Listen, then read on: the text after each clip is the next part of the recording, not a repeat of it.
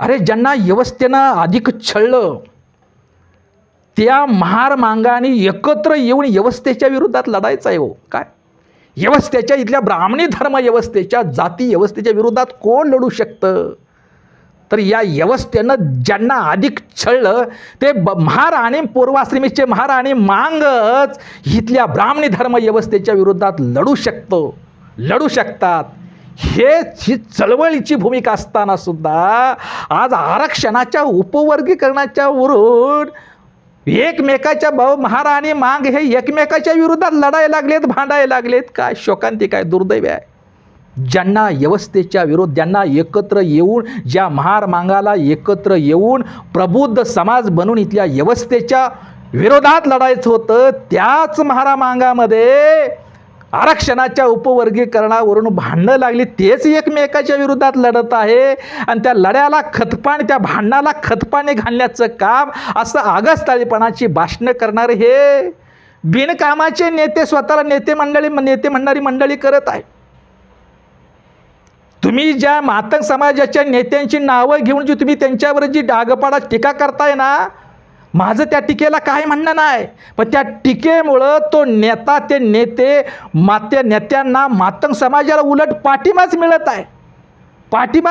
म्हणून एक प्रकारचा तुम्ही त्या नेत्यांना, ज्या मांगाच्या नेत्यावर तुम्ही टीका करताय, ते मांगाचे नेते मातंग समाजामध्ये त्यांना पाठिंबा मिळत आहे. त्यांच्या नेतेगिरीचा धंदा उलटा जोरात चालवत आहे. तुमच्या जोरात चालण्याच्या त्या धंद्याला तुम्ही एक प्रकारचा पाठिंबाच देताय, एक प्रकारची बळकटीच देताय.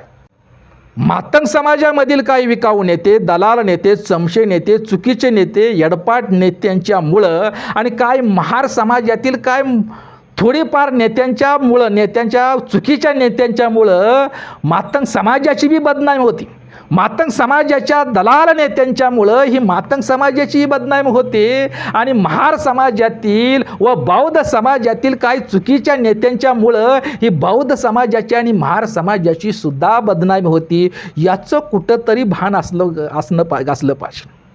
आणि दुसरा मुद्दा की बाबा, मी सातत्यानं या नेत्यांच्यावरती माझ्या प्रबुद्धसाठी ऑफिशियल यूट्यूब चॅनेलला मातंग समाजाच्या ज्या नेत्यांनी महामानव डॉक्टर बाबासाहेब आंबेडकर असतील, महार समाजाच्या विरोधात जे बोलले त्या नेत्यांचा मी समाचार घेतला. आधी माझे व्हिडिओ पहा, माझी भूमिका पहा, मग मी बोलतोय, लक्षात घ्या.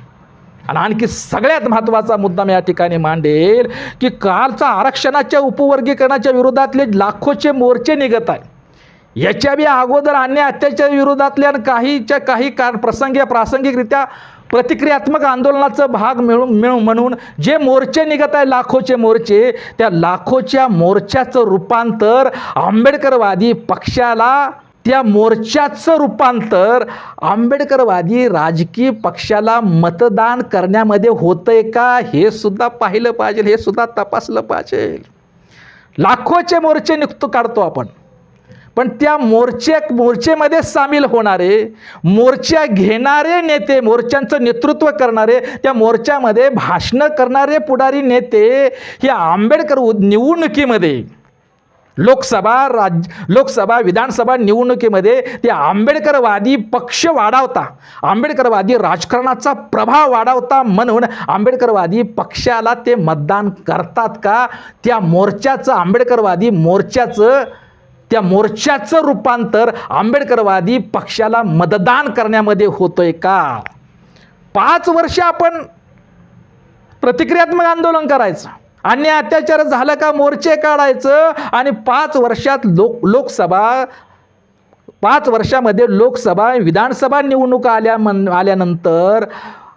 आल्यानंतर आपापल्या पक्षाच्या बिळात जायचं, आपापल्या पक्षाची दलाली हमाली करायची आणि निवडणूक झाली का पुन्हा त्या बिळातून बाहेर यायचं, जे बी म्हणायचं, मग आंबेडकरवादी स्वतःला नेते म्हणून मिरवायचं. याला काय अर्थ आहे? म्हणून मला या माध्यमातून ठामपणे मला भूमिका मांडावीशी वाटते की जो आंबेडकरवादी राजकारणाचा प्रभाव वाढवता म्हणून जो नेता आणि कार्यकर्ता आणि समाज प्रयत्न करतोय, जो आंबेडकरवादी राजकीय पक्षाला मतदान करतोय, त्यालाच आरक्षणाच्या उपवर्गीकरणाच्या विरोधात, जो आंबेडकरवादी पक्षाला मतदान करतोय, तो आंबेडकरवादी राजकारणाचा प्रभाव वाढवण्यासाठी प्रयत्न करतोय आणि आंबेडकरवादी पक्षाला जो मतदान करतोय त्यालाच आरक्षणाच्या उपवर्गीकरणाच्या विरोधात बोलण्याचा, मोर्चा काढण्याचा नैतिक अधिकार आहे. ही ठाम भूमिका सुद्धा या ठिकाणी मला मांडावीशी वाटते. काय अरे आरक्षणाच्या मोर्चे काढायचे आणि निवडणुकीमध्ये मतदान मात्र भाजपला, मतदान मात्र शिवसेनेला, मतदान मात्र राष्ट्रवादीला, मतदान मात्र काँग्रेसला. 5 वर्ष मोर्चा काढायच्या आणि निवडणुका आल्या का काँग्रेसची पालखी वाहायची, राष्ट्रवादीची पालखी वाहायची, शिवसेनेची पालखी वाहायची, एकनाथ शिंदे असतील किंवा उबाटा गट असेल त्यांची पालखी वाहायची, भाजपची पालखी वाहायची. ही आंबेडकरवादी असण्याचं लक्षण मुळीच नाही. हे स्वाभिमानी आंबेडकरवादी असण्याचं लक्षण मुळीच नाही. आणि म्हणून मला म्हणावं असं वाटतं, धाडसानं विधान करतो आहे की जो आंबेडकरवादी पक्षाला मतदान करतोय निवडणुकीमध्ये, जो भाजपच्या विरोधात, तो भाजपचा, काँग्रेसचा, शिवसेनेचा, राष्ट्रवादीचा प्रचार न करता, त्यांची गुलामी न करता, जो स्वाभिमानानं निवडणुकीमध्ये आंबेडकरवादी पक्षाला मतदान करतोय त्यालाच आरक्षणाच्या उपवर्गीकरणाच्या विरोधात बोलण्याचा, मोर्चे काढण्याचा, चळवळ उभा करण्याचा नैतिक अधिकार आहे. आज बघा RSSच्या गोटात आनंद असेल, त्यांना आनंदाच्या उकळ्या फुटत असतील. आरक्षणाच्या उपवर्गीकरणावरून महारामांगामध्ये, बौद्ध मातांगामध्ये कशी भांडणं भिडवलीत, दोघं बी कशी एकमेकाला भांडायला लागलेले आहेत. आणि म्हणून RSSच्या भाजपच्या गोटात आनंद असेल, आनंदाच्या उकळ्या फुटत असतील. पण मी सकारात्मक बोलतो. या 2 बौद्ध आणि मातंग समाजाच्या, या महारमांग समाजाच्या भांडणामुळं, किंबहुना या भांडणातूनच बौद्ध आणि मातंग हे एकत्र येतील, एकजीव होतील, तेव्हा मात्र RSSची माती झाल्याशिवाय राहणार नाही.